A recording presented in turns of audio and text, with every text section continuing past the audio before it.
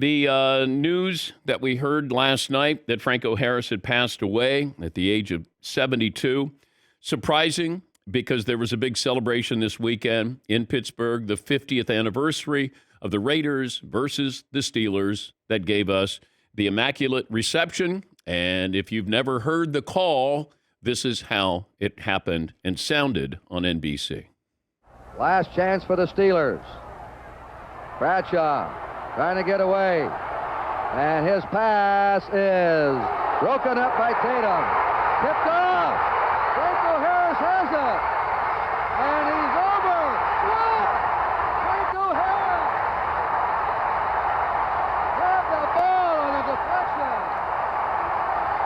5 seconds to go. He grabbed it with 5 seconds to go and scored. Even when you watch it, and I've watched it probably 500 times, you're still not quite sure who touched that football. Was it Frenchie Fuqua? Was it Jack Tatum? But Franco Harris told us years ago that he would always run out every play. When he was at Penn State, he would always go to the ball, even in practice. He learned this his freshman year, and it probably provided the most iconic play in the history of the NFL. Certainly one of the great nicknames. And you start to think about that. You got the catch and the drive. You got the Holy Roller, the Immaculate Reception. We've had the Miracle at the Meadowlands.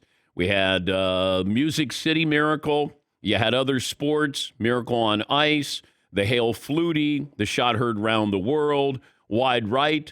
But this started the Steelers' run. And when they got Mean Joe Green gave them a presence on defense. You had Chuck Noll. They weren't a great team. Then you got Terry Bradshaw, but they felt like they changed as a team when they got Franco Harris. And that catch was so big, it overshadowed a Hall of Fame career. Because if you look at what Franco did, he was always consistently good.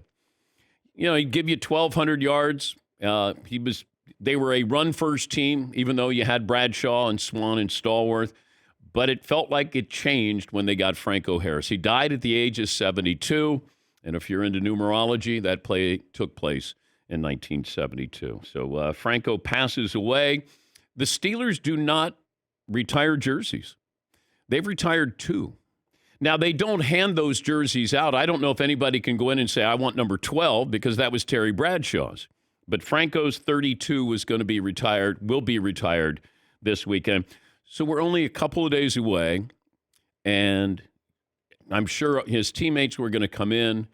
50th anniversary, the Steelers playing the Raiders. The NFL Network was going to provide coverage of this, but Franco passing away at the age of 72. A lot of times, you know, people will ask me this privately, like, what's such and such really like? And sometimes I tell them, and they may not want to hear this. I remember telling that to my brothers-in-law about Lawrence Taylor. What's he like? And I go, he's not a good guy. He's a great player. And you don't like saying that to somebody, but if they ask you, sometimes I'll tell them, hey, Dale Murphy is one of the best people I've ever met in my life, not just athletes. Franco was a wonderful, warm person and engaging and would ask you about you. It wasn't just he was Franco Harris, but a wonderful person, certainly a great player, passing away at the age of 72.